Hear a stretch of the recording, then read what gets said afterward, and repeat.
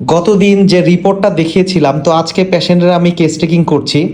তো পেশেন্টের কি কি সিমটম আমি কালেকশন করেছিলাম এবং কিভাবে প্রেসক্রিপশন করেছিলাম এই বিষয়টাই আপনাদের সাথে শেয়ার করছি। ভিডিওতে যে পেশেন্টটিকে দেখতে পেলেন, পেশেন্টটি আমার কাছে এসেছিল হলো তার গল ব্লাডার স্টোনের সমস্যার জন্য। তো পেশেন্টটির আমি কি কি সিমটম কালেকশন করেছিলাম এবং কি মেডিসিন প্রেসক্রিপশন করেছিলাম এবং কেন করেছিলাম, এই বিষয়টা আমরা র্যাপাটরিতে কোথায় দেখলাম, এই বিষয়টাই আপনাদের সাথে বিস্তারিত আলোচনা করছি।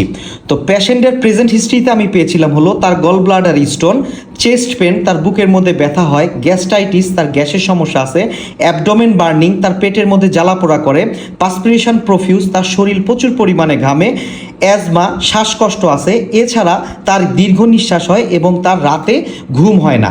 এই সিমটমগুলা প্রেজেন্ট হিস্ট্রিতে প্রকট আকারে দেখা দিয়েছিল। ফ্যামিলি হিস্ট্রিতে তার বাবা মা ভাই বোন আত্মীয় স্বজন রক্তের সম্পর্ক যাদের সাথে আছে এদের বড় ধরনের কোনো অসুখ বিসুখ ছিল না। তবে তার একটা গুরুত্বপূর্ণ সিমটম আমি পেয়েছিলাম, সেটা হলো he has been living alone for 20 years. সে 20 বছর থেকে একা একা বসবাস করে, তার হাজব্যান্ড তাকে ছেড়ে চলে গেছে, তার ছেলে মেয়ে কেউই তার কাছে নাই। এই সিমটমটা আমি তার মধ্যে গুরুত্বপূর্ণ সিমটম হিসাবে পেয়েছিলাম। আর একটা সিমটম যেটা ছিল, তার প্রচুর পরিমাণে মেন্টাল ইনজুরি, মানসিক আঘাত আছে। এছাড়া ফ্যামিলি হিস্ট্রিতে সেরকম কোনো গুরুত্বপূর্ণ কোনো সিমটম আমি পাই নাই। জেনারেল সিমটমে পেয়েছিলাম হলো পেশেন্ট গরম সহ্য করতে পারে না। এছাড়া তার খাবার দাবার, প্রস্রাব, পায়খানা সব কিছুই আলহামদুলিল্লাহ ভালো ছিল। মাইন্ড সেকশানে যে পেয়েছিলাম পেশেন্ট একা থাকতে বেশি পছন্দ করে এবং অল্পতেই কাঁদে, কোম্পানি অ্যাভারশান, ক্রাইং ইজিলি। এছাড়া আরেকটা গুরুত্বপূর্ণ সিমটম ছিল, সেটা হলো পেশেন্টের কোনো কারণে যদি মন খারাপ হয় সেটা সে ক্ষমা করতে পারে না, সেটা তার মনের মধ্যে রেখে দেয়। এই যে সিমটমগুলো আমি কালেকশন করলাম, এই সিমটমের উপরে আমি মেডিসিন সিলেকশন করেছিলাম ন্যাট্টামিউর M3, M4, M5।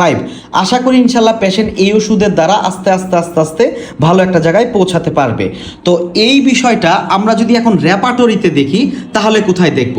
আমাদেরকে প্রথমে চলে আসতে হবে হলো ডিজিজ, এটা একটা মার্পি র্যাপাটরি। এইখানে আসার পর আসতে হবে হলো GALL, গল স্টোন। এখানে আসার পর আমরা দেখতে পাবো যে এইখানে গল স্টোনের উপরে 60টা মেডিসিন আছে। এখন এইখানে কি ন্যাট্টামিউর আছে?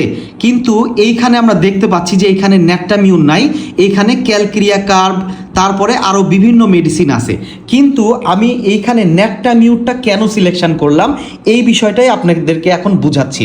তো এখন রুগী যেহেতু মোটা সোটা এবং শরীর প্রচুর পরিমাণে ঘামে এবং বিশেষ করে তার মাথা বেশি ঘামে এবং গল স্টোনের ক্ষেত্রে এখানে ক্যালক্রিয়া কার্ব এখানে ফার্স্ট গ্রেডে রয়েছে, কিন্তু তারপরেও আমি ক্যালক্রিয়া কার্ব সিলেকশন করলাম না। কেন করলাম না? এইখানে রুগীর আমি মানসিক সিমটমকে বেশি গুরুত্ব দিয়েছি।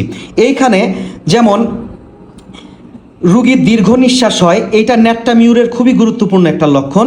রুগী রাত্রেবেলা ঘুমাতে পারে না, এইটা ন্যাট্টামিউরের খুবই গুরুত্বপূর্ণ লক্ষণ। এবং সব থেকে গুরুত্বপূর্ণ লক্ষণ হলো পেশেন্ট 20 বছর ধরে একা একা আছে, তার মনের মধ্যে কষ্ট জমা হতে হতে সে ন্যাট্টামিউরের পেশেন্ট হয়ে গেছে। এছাড়া ন্যাট্টামিউরের রুগী গরম সহ্য করতে পারে না, একা থাকতে বেশি পছন্দ করে, অল্পতেই কাঁদে এবং রাগ মনের মধ্যে রেখে দেয়। এই সবগুলো সিমটমই ন্যাট্টামিউরের ফার্স্ট গ্রেডে রয়েছে। তো এখন বিষয় হলো, আপনারা আমাকে বলতে পারেন যে আসলে মানসিক আঘাতের তো অনেক মেডিসিন আছে, তো এইখানে আমরা ন্যাট্টামিউরকে কেন সিলেকশন করলাম? তো সাধারণত আর্নিকা, ইগনেশিয়া, ন্যাট্টামিউর এই 3টা মেডিসিন মানসিক আঘাতের ক্ষেত্রে ব্যবহার হয়ে থাকে। তো এইখানে আর্নিকা কখন হবে, ইগনেশিয়া কখন হবে এবং ন্যাট্টামিউর কখন হবে, এই বিষয়টাই আমাদেরকে বুঝতে হবে।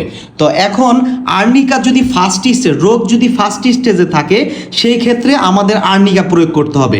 রোগ যদি সেকেন্ড স্টেজে আসে তখন আমাদেরকে ইগনেশিয়া প্রয়োগ করতে হবে এবং রোগ যদি থার্ড স্টেজে লাস্ট স্টেজে চলে যায় তখন আমাদেরকে ন্যাট্টামিউর, অ্যাসিড-ফস এগুলো চিন্তা করতে হবে। তো এইখানে পেশেন্টের সমস্যাগুলো ক্রনিক হয়ে গেছে এবং পেশেন্ট তার কষ্টগুলো নিজের মধ্যে জমা রাখে এবং রুগী যে সিমটমগুলো আমাকে বলেছিল সব কিছুই ন্যাট্টামিউরের সাথে হুবহু মিলে যাচ্ছে। এই জন্য আমি মেডিসিন সিলেকশন করেছিলাম হলো ন্যাট্টামিউর।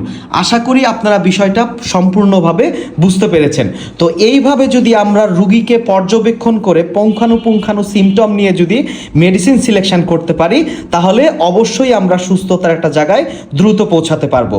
তো সবাই ভালো থাকবেন, সুস্থ থাকবেন। সামনের দিন নতুন একটা কেস টেকিং নিয়ে আবার আপনাদের সামনে হাজির হব।